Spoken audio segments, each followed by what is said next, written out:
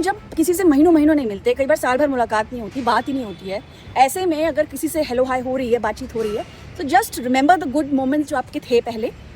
Y to dwell on the past?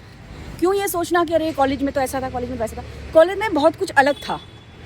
College में हमारी शादी नहीं हुई थी, हमारे ऊपर इतनी रिस्पॉन्सिबिलिटी नहीं थी, हम पर इतना प्रेशर नहीं था परफॉर्म करने का, बेहतर होने का। हम अपनी ज़िंदगी जी रहे थे, वी वर जस्ट चिलिंग। और उस वक्त लगता था कि कुछ ना कुछ तो हो ही जाएगा करियर में।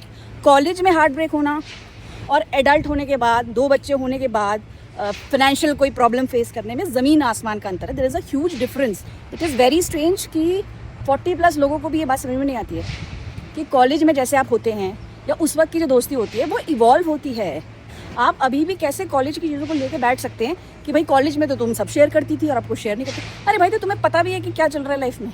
असली लाइफ आप कॉलेज से निकलने के बाद ही फेस करते हो।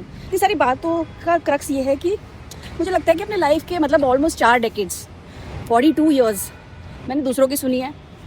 चलो बचपन के 2-3 साल निकाल भी दो तो भी यार, मतलब 40 साल मैंने दूसरों की सुनी, दूसरों के हिसाब से कपड़े पहने, दूसरों के हिसाब से खाना खाया, हर वो चीज़ करी जो मुझे लगता था कि किसी को हर्ट ना करे, किसी को बुरा नहीं लगे।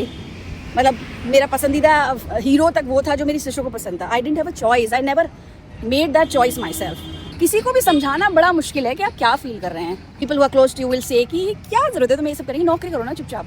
नौकरी ही तो की थी ना 20 साल, क्या मिला मुझे? खाना ना खा के, ऑफिस के डेडलाइंस फॉलो करके।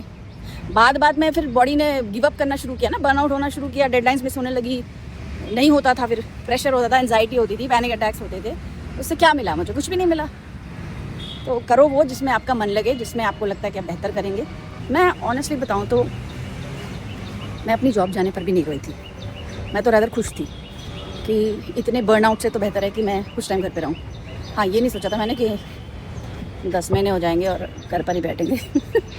ओ गॉड, जब ज़्यादा दुख होता है ना तो हंसी आ जाती है। जब आप घर से बाहर निकलते हैं तो लोग आपको जज करते ही हैं। मैं ये गिम्बल लेके घूम रही हूँ तो जो मिलता है वही कहता है, अरे तू सारा टाइम यही लेके घूमती रहती है क्या?